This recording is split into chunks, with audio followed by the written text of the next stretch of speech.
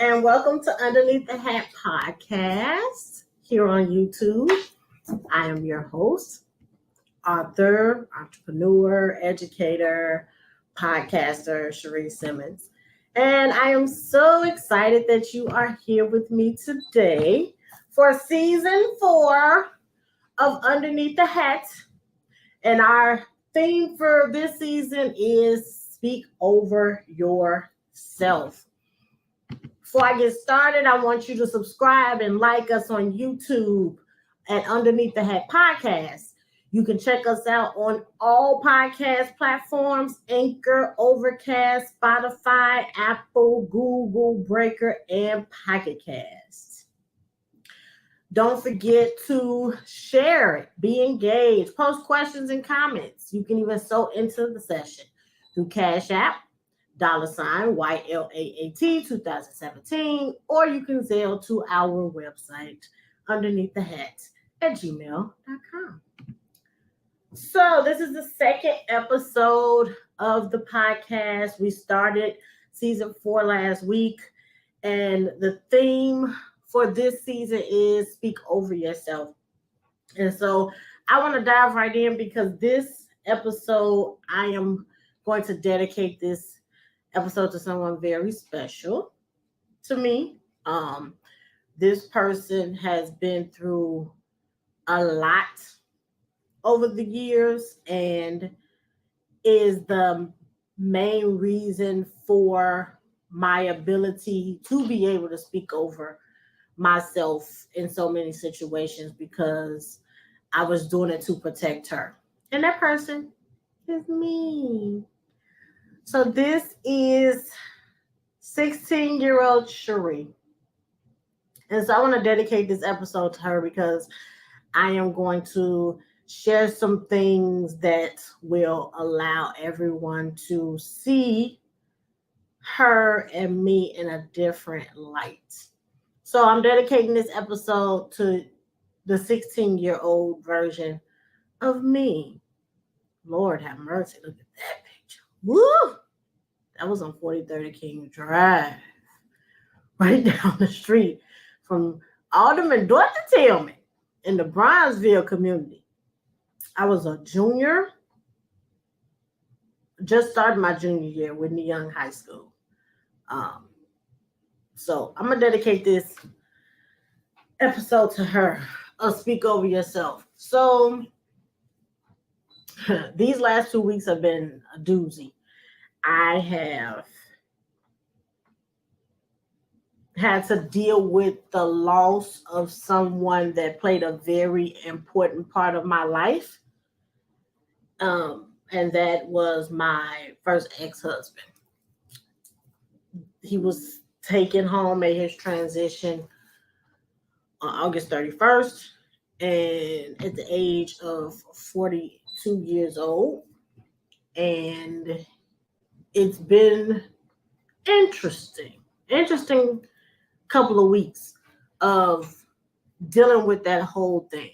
And so I decided to dedicate this show to my 16-year-old self, because that is the year that I met him, or started dating. We actually have known each other since I was 14. My first year, my first day at Whitney Young High School in 1996, I met him in Mr. Madison's African American Studies class, and he annoyed the hell out of me. And I wasn't really interested because I was already with somebody, but he continued to pester me for 2 years until we ended up together. And from the age of 16 to the age of 23, we were boyfriend and girlfriend. And from the age of 23 until 32, we were husband and wife. And we have been divorced for 8 years before his passing. These last 2 weeks have been rough. Not for what people would think, though. I had so many people call me and tell me that I had their condolences, and I didn't understand why, because we weren't together. I didn't feel that I had the right at first to grieve because it had been so long since our divorce. But then to have so many people tell me that you had a relationship with him, you all spent time together. I've been knowing this man since I was 14, so 26 years. He's been in my life in some capacity. 18 years before, if you don't count the years of the divorce. But the fact is, he was around. We could have easily bumped into each other. Matter of fact, the last time I saw him was a week and a half before he passed, and it was in a parking lot of our goddaughter's baby shower. And it was just him driving past and me getting out the car to go around to the passenger side to get the gift. That was the last time I had seen him, but the first time I had seen him in 7 years. So I didn't really feel the need to grieve because, to me, being transparent, he had already been dead because our marriage had died, and I didn't have any other opportunities to see him. And it was a different kind of death because at any moment he could pop up. But now that he's gone physically, it's a little different. To know that during those 8 years I could have seen him was something different, but to know that I'll never see him again, it hits differently. I can tell that I have grown emotionally and mentally, and that I'm healed from a lot of the things that caused the divorce, which you can hear about in previous episodes and seasons of the podcast, because I've been very open and honest about a lot of things. But I can honestly say that none of the bad things came up once I found out that he was no longer here. You hear people say all the time that the good outweighs the bad. But when you have been through a lot of bad that knocks you on your butt, it can seem as though that bad never ends. And it's hard to see the good sometimes. But after being healed and going through therapy and having a close relationship with God over these 8 years, when I found out of his passing and finally came to grips with it was actually true, because he was 42 years old, then only thoughts that came to my head were of the good memories that we had. And so this 16-year-old girl was lost, didn't know who she was in the midst of foolishness at home. And he was a rescue. He was a net. He was a knight in shining armor. He swooped in and helped basically save me from the foolishness that I was going through. So for that, I will always thank him for that. And a lot of the things and the way that I move now, I learned from seeing him interact with people and do things around people. My relationship with God is to the point that it is because he exposed me to him. Even though I grew up in church from the age of 10 and had been in the church for 6 years before I met him or got serious with him, I knew who God was. I just didn't have a relationship with him. And the church where I grew up, that wasn't their focus. It was more like a country club than a church. And so going to different places with him, different churches, hearing him preach, I got to see different ways that you can serve God and different relationships that you can have. And so because of that exposure, I have the relationship that I have now with him. It's not about religion. following rules and doing certain things a certain way and not doing this but doing that. It's about a relationship. And I don't think I would have had the opportunity to know what that looked like if it had not been for the exposure I had by being with him during his preaching engagements or visiting other churches. So for that, I thank him. But this message for today, what I want to say and speak over that 16-year-old Cherie is that you are enough. You are enough. I didn't realize that I was at the time that this picture was taken. I didn't realize who I was.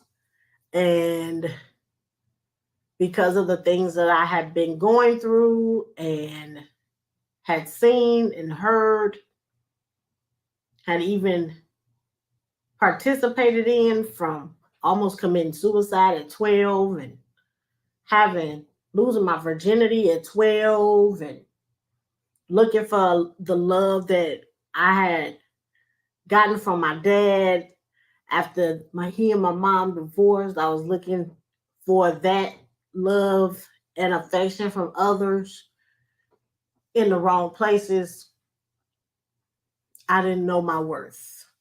I didn't know that I was enough. And I had to go through a lot to get to that point. But that would be my message to her, is that you are enough. I now know that I have a light, a bright light that a lot of people have tried to dim over the years, including people I've been in relationships with. They were my biggest dimmers. Family, marriages. They were the people who tried to dim my light the most. And God had to remove me from those relationships in order for me to realize who I was. And once I did, I've been unstoppable. I've done some things that I never thought I would do. I never thought that I would write 2 books, which you can find on Amazon.com, underneath the hat. And it's that size for a reason. I never thought that I would be anybody's author of anything. I never thought that I would be an award-winning educator and working within CPS, Chicago Public Schools, for 17 years and going into administration. I was always the wallflower, the quiet one, the introvert, didn't say much. But there was something inside of me. And God has a way of surrounding you with people who will either dim your light or try to help you discover it. And I've been blessed, and that even though I had some of the biggest dimmers in my life, it did not stop me from realizing that I am enough. So I want to say thank you to the dimmers and the highlighters. I want to say thank you to those that try to shut my mouth and shut down my ideas and who try to make me feel less than and try to put baby in a corner, as one of my favorite movies says. I want to thank those who made me feel like I wasn't enough, because I was able to see past all of that and realize my worth and go above and beyond what my expectations were. And then I want to thank those highlighters, those people who were secure enough in themselves to where being around someone whose light may have been as bright as theirs or even brighter as theirs weren't intimidated by me and didn't feel the need to try to make me small so that they can seem bigger. because that's what dimmers do. Because they're insecure about what they have going on and they don't believe in their gifts and talents and their purpose. Instead of them working on themselves, they'll try to make other people feel small in order for them to feel big. And I have been in relationships with people who were dimmers. And it was hard to walk away from them because they were comfortable. But God has a way of knocking you out. I call them TKO in my book, giving you a total knockout until you get closer to Him. And He shows you just how bright your light is. It's a song, gospel song called This Little Light of Mine. I'm going to let it shine. Everywhere I go, I'm going to let it shine.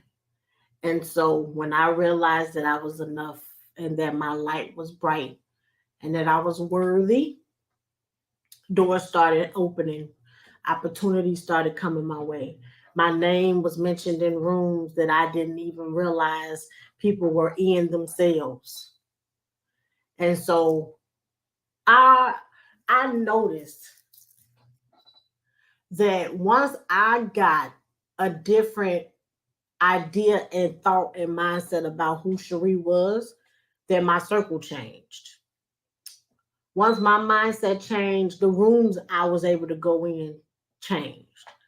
Once my mindset changed, the opportunities that were presented to me and offered to me and given to me changed. So I ultimately was the one who had to make myself realize that you are enough. If you have been following me since season 3, you know that I was on a weight loss journey. Since then, I lost 31 pounds and I feel different about myself and my self-esteem has improved. And because of that, people see me differently because I see myself differently. I don't feel like a wallflower when I walk into a room. I know that what I bring to the table is what I bring to the table. I'm not trying to compete with anybody. I'm not trying to make anybody else feel small. I am being Cherie and I'm okay with it. And so that's the message for today, is for everyone on here, man, woman, boy, girl, to realize that you are enough. You're enough. You may not understand it now. You may not think so now, but you're enough. God doesn't make no mistakes. Everything you need is within you. You don't have to go borrow from anybody. You don't have to steal from anybody. You don't have to bite off anybody. Everything that you need to live in your purpose and be who you are is within you. You are enough. I am a firm believer in treating people the way you want to be treated. That has always been my motto. Anyone who knows me knows that I've never done anything wrong intentionally to anybody, and that I'm not afraid to say I'm sorry. And so everything that I've gotten has been because I have treated people right, and I realized my worth, and I didn't try to do and be something that I wasn't. So this revelation came just this week with all the stuff that's been going on.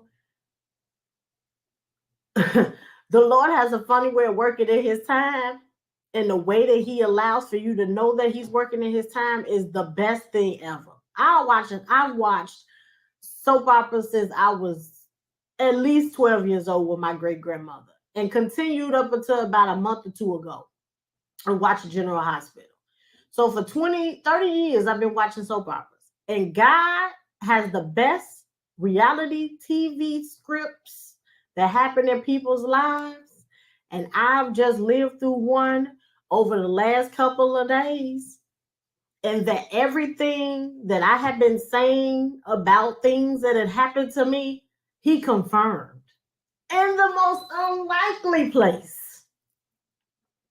The most unlikely place, in the most ratchet way. He confirmed it. So now people who thought it was true but weren't sure, didn't want to ruin relationships, didn't want to step on toes, are now calling me, checking on me, seeing how I'm doing. Because God confirmed it. And so after today and all the things that I've been through, to this week alone has been confirmation that I'm enough. Don't change who you are. Don't try to bring nobody else. Don't sit here and try to throw salt on nobody. Don't sit here and try to get revenge on somebody, because God's revenge is the best. Trust me. Touch not my anointed. People always try to attach that to being a minister or a preacher or a bishop or someone who preaches God's word. I'm anointed too. And there have been a lot of people who have done me wrong and got punished for it. And the same goes for you. So don't let anybody dim your light. Know that you are enough. And just sit back, be you, and watch what God does in your life. I'm so excited for what's to come. There's a peace and a freedom that I feel now that I have never felt before. And I cannot wait to see what happens next, because he has blown my mind in the last week and a half. So I pray and speak over you all that the Lord blows your mind this week and shows you just how important you are. Why? Because you are enough. Don't forget to subscribe and like us on YouTube at Underneath the Hat Podcast. Check us out on all podcast platforms: Anchor, Overcast, Spotify, Apple, Google, Breaker, and Pocket Casts. Make sure you share it. Post questions and comments. You can even sew into the session through Cash App or Zelle. Again, I want to thank you all so much. Make sure you check out my books, Underneath the Hat, which is where the podcast is based on, and it's that size for a reason. My journey through infertility. Again, thank you all so much for supporting my podcast. I love you so much. And remember to take care of yourself underneath the hat. Why? Because you are important. You're worth it. See you next week.